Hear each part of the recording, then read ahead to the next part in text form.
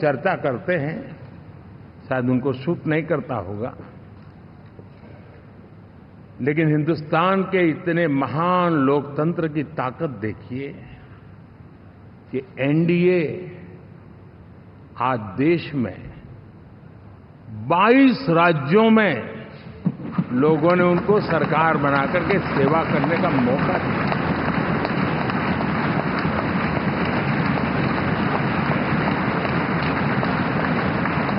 हमारा ये अलायंस सच्चे अर्थ में भारत की असली जो स्पिरिट है,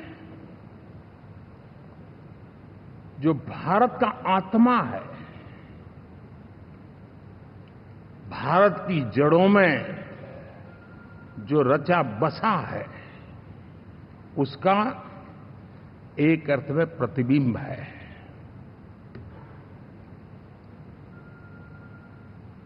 और मैं इसलिए कह रहा हूं कि थोड़ी नजर करें, हमारे देश में 10 ऐसे राज्य जहां हमारे आदिवासी बंधुओं की संख्या प्रभावी रूप से है, निर्णायक रूप से है, जहां इस आबादी आदिवासियों की ज्यादा है, ऐसे 10 राज्यों में से 7 राज्यों में एनडीए सेवा कर रहा है। साथियों, हम सर्वपंथ संभाव के हमारे संविधान को समर्पित है और देश में चाहे हमारा गोवा हो या हमारा नॉर्थ ईस्ट हो, जहां बहुत बड़ी मात्रा में हमारे ईसाई भाई बहन रहते हैं, आज हम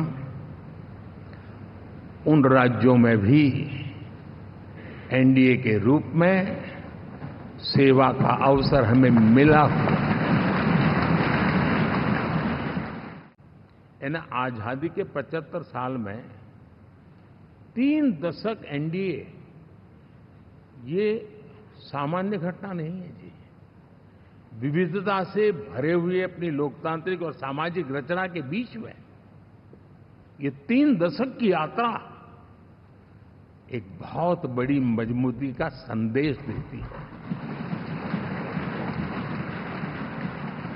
और मैं आज बड़े गर्व के साथ कहता हूं कि किसी एक समय वो था कि संगठन के कार्यकर्ता के रूप में इस अलायंस का हिस्सा था, व्यवस्थाओं से जुड़ा रहता था, और आज सदन में बैठ करके आपके साथ काम करते करते मेरा भी नाता इससे 30 साल का रहा है। और मैं कह सकता हूं, हकीकतों के तथ्यों के आधार पर कह सकता हूं, ये सबसे सफल अलायंस है। हम गर्व से कह सकते हैं कि 5 साल का टर्म होता है। इस अलायंस ने 30 साल में से 5-5 साल के 3 टर्म सफलतापूर्वक पार किए हैं और अलायंस 4थे टर्म में एंटर कर रहा है। साथियों, इस बात को जो राजनीति के विशेषज्ञ हैं, अगर मुक्त मन से, मुक्त मन शब्द बहुत महत्व का है, वे सोचेंगे तो पाएंगे कि एनडीए ये सत्ता प्राप्त करने का या सरकार चलाने का कुछ दलों का जमावड़ा नहीं है। ये राष्ट्र प्रथम की मूल भावना से नेशन फर्स्ट के प्रति कमिटेड, वैसा ये समूह है। जैसे हम तो हार चुके हैं, गए, सब चारों तरफ यही दिखता था, क्योंकि उनको अपने कार्यकर्ताओं का मोरल हाई करने के लिए ऐसे काल्पनिक परेड ये करने पड़ रहे हैं। और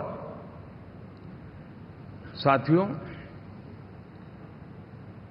गठबंधन के इतिहास में अगर आंकड़ों के हिसाब से देखें तो ये सबसे मजबूत गठबंधन की सरकार है।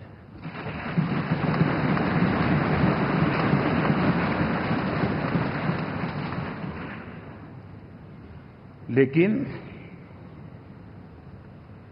कोशिश ये की गई कि इस विजय को स्वीकार न करना, उसको पराजय के छाया में ही डुबो के रखना, लेकिन उसकी ऐसी चीजों की बाल मृत्यु हो जाती है और हो भी गई। लेकिन देशवासी जानते हैं कि न हम हारे थे न हम हारे हैं।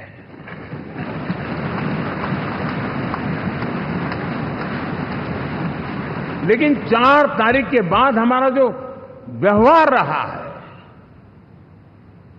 वो हमारी वो पहचान बताता है कि हम विजय को पचाना जानते हैं।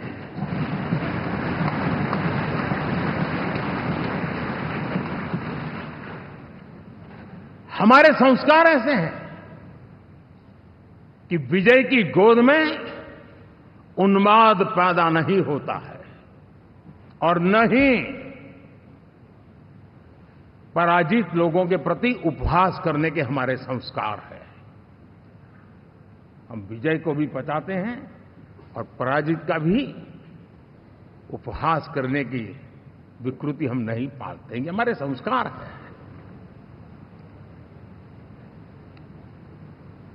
अब किसी भी बालक को पूछो कि भाई लोकसभा के चुनाव के पहले सरकार किसकी थी, तो कहेगा एनडीए। 24 के नतीजों के बाद सरकार किसकी बनी, एनडीए। फिर हारे कहां से भाई? पहले भी एनडीए थी, आज भी एनडीए और कल भी एनडीए है।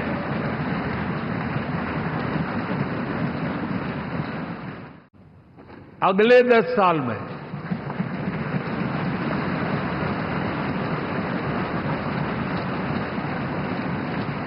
गुड गवर्नेंस, विकास, नागरिकों के जीवन में क्वालिटी ऑफ लाइफ, और मेरा व्यक्तिगत रूप से एक बहुत बड़ा ड्रीम है, मैं लोकतंत्र की समृद्धि को जब सोचता हूं तो मैं चाहता हूं कि सामान्य मानवीय के जीवन में से, और खास करके मध्यम वर्ग, उच्च मध्यम वर्ग, उनके जीवन में से सरकार की दखल जितनी कम हो उतनी लोकतंत्र की मजबूती है। और आज के टेक्नोलॉजी के युग में बहुत आसानी से हम, वरना एक दिन में 10 काम हो तो 10 अलग अलग वो सारी चीजें मांगेंगे। हम बदलाव चाहते हैं। गुड गवर्नेंस का ये भी एक महत्वपूर्ण पहलू है।